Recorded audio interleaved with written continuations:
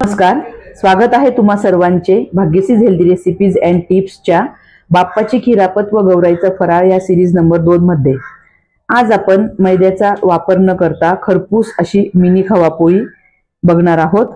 तुम्ही अद्यापही चॅनलला सबस्क्राइब केले नसल्यास पुढील सिरीजच्या नोटिफिकेशनसाठी चॅनलला सबस्क्राइब जरूर करा। तसेच आपण खुसखुशीत व खमंग अशी कोथिंबीर वडी बघणार आहोत। ही वडी बाहेरून कुरकुरीत व आतून अगदी सॉफ्ट होते। आपणही नक्की ट्राय करा आणि रेसिपी आवडत असल्यास कमेंट बॉक्स मध्ये नक्की कळवा। ही सिरीज तुम्हाला कशी वाटली हेही कमेंट बॉक्स मध्ये नक्की कळवा। आपण अर्धा कप खवा कढईमध्ये चांगला भाजून घेणार आहोत। आपल्याला छोट्या छोट्याच करायच्या आहेत बाप्पाच्या नैवेद्यासाठी पोळ्या, त्याच्यामुळे आपण अर्धा कपच खवा घेतला आहे। तो आपल्याला छान खरपूस भाजून घ्यायचा आहे, अगदी मंद गॅसवर। हा खवा आता आपला छान भाजून झाला आहे। आता आपण खवा काढून घेऊ आणि त्याच कढईमध्ये पोहे खायचे 2 चमचे कणिक छान खरपूस भाजून घेऊ। आपण कढईत 1 चमचा तेल घेतला आहे। आपण कढईत 1 लहान चमचा तूप घेतला आहे। त्याच्यामध्ये पोहे खायचे 2 चमचे, गव्हाची कणिक, गव्हाचं पीठ कणिक आपण टाकून हे पण छान खमंग वास येईपर्यंत मंद आचेवर भाजून घ्यायचं आहे।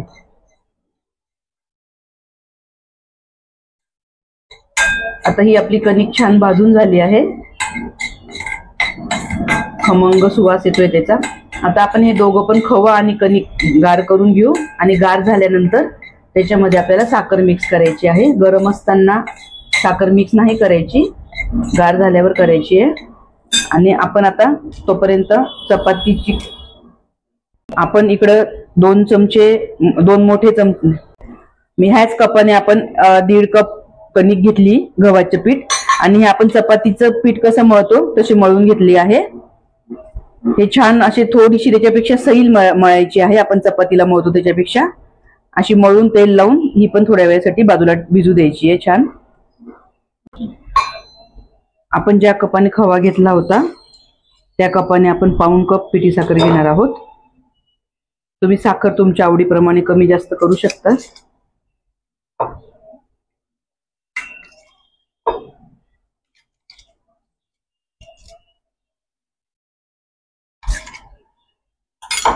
खवा आणि पीठ आपलं छान गार झालं आहे। आता आपण त्याच्यामध्ये साखर मिक्स करून घेऊ।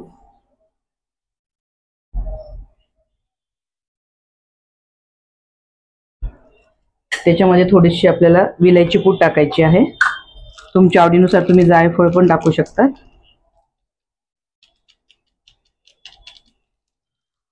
विलायची पूडने छान सुवास छान येतो। तसेच असं पीठ आपण जे भाजून टाकलं आहे त्याच्यामुळे आपली पोळी एकदम खरपूस होते छान।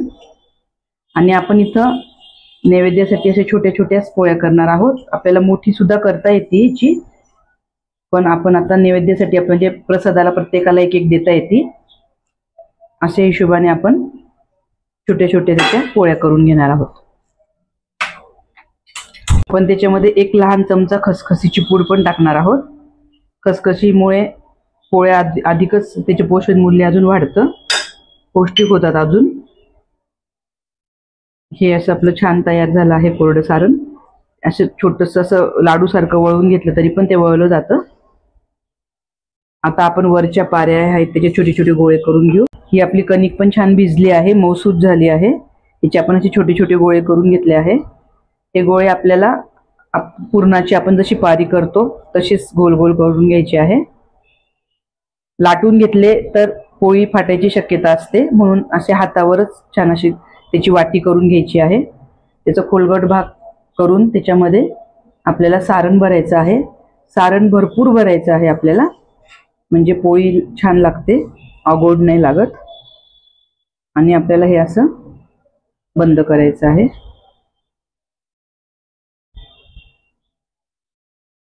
तसेच आता आपण दुसरी पण करून घेऊया अजून एक। बंद केल्यानंतर हातानेच त्याला हलकेच दाबून असं करायचं आहे चपट। तसंच आपण अजून एक भरून घेऊ।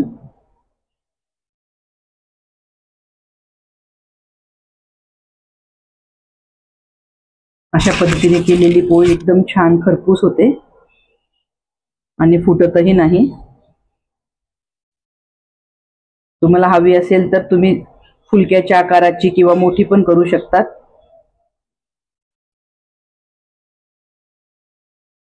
हा वरचा भाग जो असतो कणकेचा तो आपल्याला काढून टाकायचा आहे. व्यवस्थित तोंड बंद करून असं हाताने दाबून घ्यायचं आहे आणि आपल्याला अगदी हलक्या हाताने ह्या पोळ्या लाटायच्या आहे.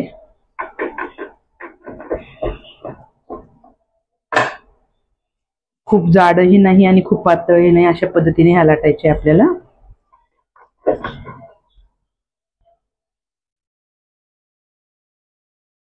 अशीच मी दुसरी पण लाटून घेते. आपण गॅसवर एक तवा गरम करत ठेवला आहे. तवा मुद्दामून मी लोखंडी घेतला आहे, त्याच्यावर छान खरपूस होतात पोळ्या. आणि आपल्याला असं तूप सोडून या छान दोघं बाजूने खमंग खरपूस भाजून घ्यायचे आहे.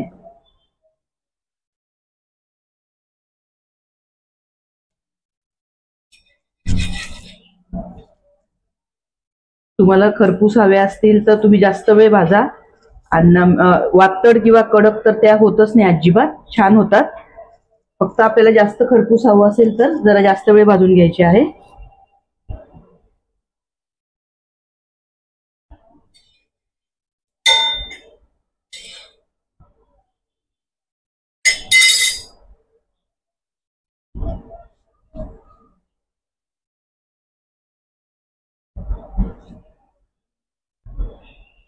आपली छान फुगली आहे.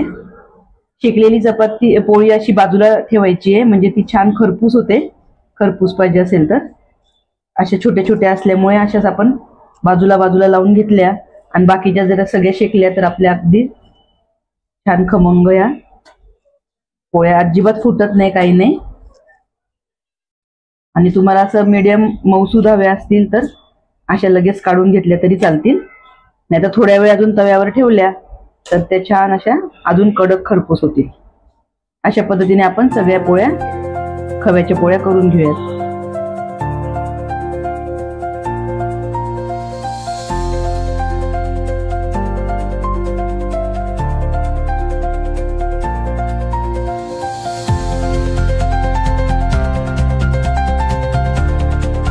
कोथिंबीर वडी करण्यासाठी मी एक गड्डी कोथिंबीर अशी छान हिरवीगार अशी घ्यायची आहे बघून. एक गड्डी कोथिंबीर निवडून स्वच्छ 2-3 पाण्यामध्ये धुवून एका परातीमध्ये अशी कापडावर सुकत ठेवली आहे. ही थोडीसं पाणी सगळं त्याचं नितळलं गेल्यानंतर ठेवली आहे परातीमध्ये. असं केल्यानंतर कोथिंबीर आपली व्यवस्थित छान बारीक चिरली जाते. आपण अर्धा कप कांदा पोहे घेतले आहे, ते आपण व्यवस्थित भाजून घेणार आहोत. मंद गॅसवर कुरकुरीत होईपर्यंत भाजून घ्यायचे आहे आपल्याला. आणि नंतर त्याची आपल्याला पावडर करायची आहे. कुरकुरीत होईपर्यंत, कलर बदलेपर्यंत आपण भाजून घेणार आहोत.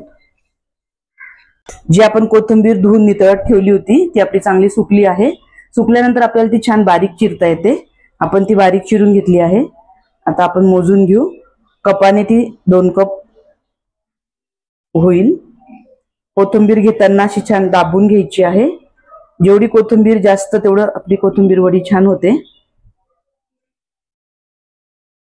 2 कप कोथिंबीर आपण इथे घेतली आहे. त्याच्यामध्ये आपण 1 चमचा तिखट, रंगासाठी टाकायचं आहे तिखट. आपण मिरची आणि आल्याची पेस्ट पण टाकणार आहोत. पाव चमचा हळद, थोडासा हिंग, चवीनुसार मीठ. इथं मी लहान 2 चमचे मीठ घेतले आहे.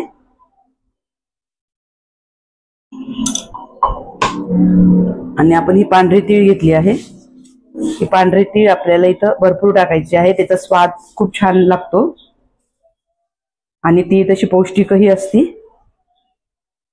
इथे मी लहान 2 चमचे तीळ घेतली आहे.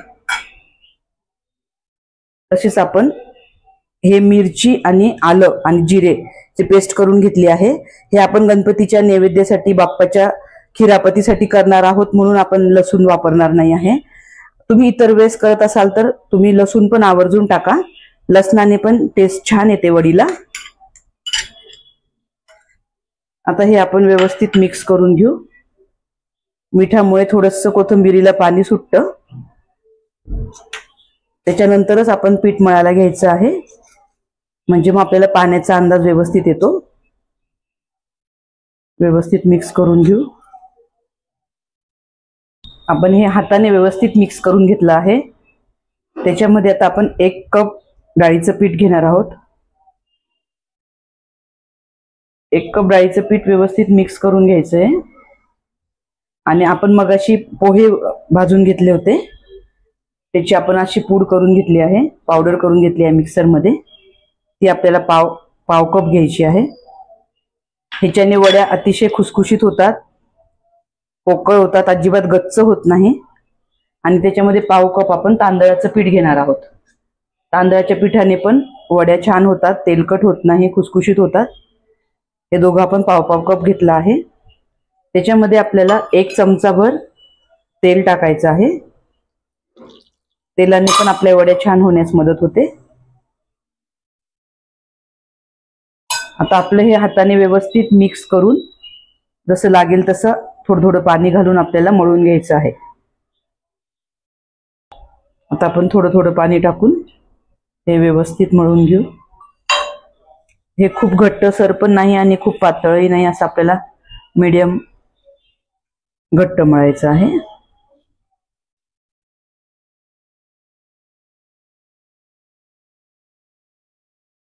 कोथिंबीर भरपूर असल्यामुळे कोथिंबीरीची वडीला आपल्याला छान टेस्ट येते. आता आपण तेलाचा हात घेऊन हे पीठ एकसारखं करून घ्यायचं आहे.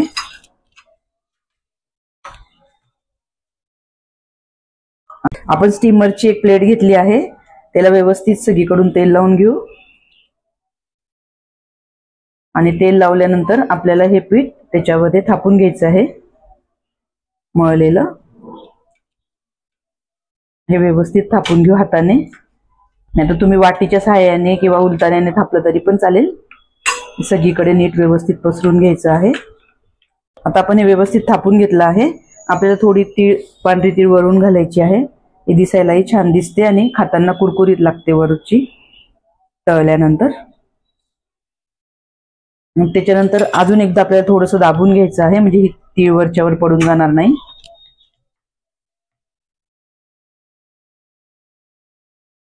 आता आपण हे स्टँड मध्ये ठेवून घेऊ. आपण स्टीमर अगोदरच गॅसवर पाणी गरम करायला ठेवलं होतं. स्टीमर मध्ये पाण्याला चांगली उकळी येऊ द्यायची आहे. आणि पाण्याला उकळी आल्यानंतर आपल्याला ही प्लेट स्टीमर मध्ये ठेवायची आहे. आणि झाकण लावून आपल्याला बरोबर 10 ते 15 मिनिटं वाफ काढून घ्यायची आहे.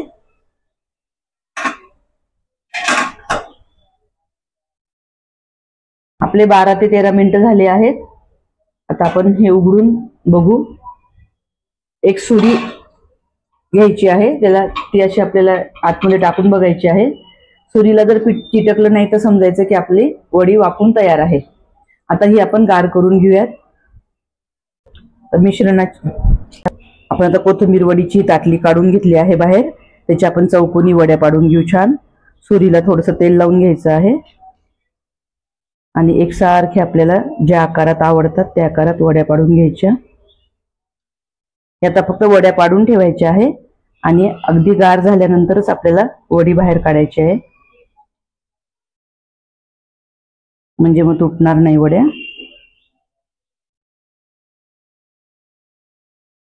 आता हे आपण पाडलेल्या वड्या एकदम गार झाल्या आहे, आपल्या काढून घेऊ. आपल्याला एका बाजूने व्यवस्थित ते सगळं सैल करून घ्यायचं आहे आणि पाडलेल्या वड्या अशा सावकाश आपल्याला काढून घ्यायच्या आहे. तुम्ही बघू शकता आपल्या वड्या किती छान झाल्या आहेत.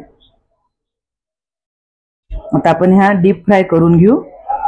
तुम्हाला हवं असल्यास तुम्ही शॅलो फ्राय पण करू शकता, पण डीप फ्राय केल्यानंतर वड्या जास्त कुरकुरीत होतात, खमंग होतात. आपण त्यासाठी एक कढई ठेवली आहे. तेल आपल्याला चांगलं कडकडीत गरम तापवून घ्यायचं आहे. कडकडीत तापलंय की नाही असे थोडस टाकून आपल्याला खात्री करून घ्यायची आहे.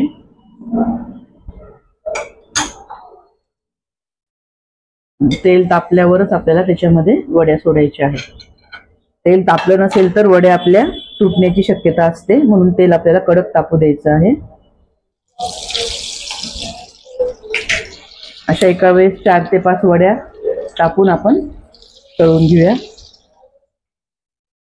थोड्या वेळ आपल्याला अजिबात झाऱ्या लावायचं नाहीये.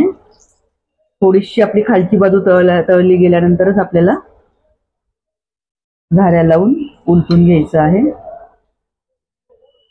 अगदीच तेल तापलं असेल तर नंतर आपल्याला गॅस मिडियम करायचा आहे.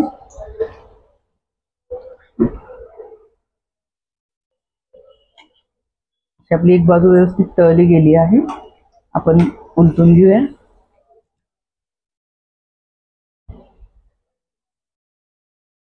आपल्या ह्या वड्या तळून झाल्या आहे छान. ह्या काढून घेऊ आणि अशाच प्रकारे आपण बाकीच्या पण सर्व वड्या तळून घेऊ.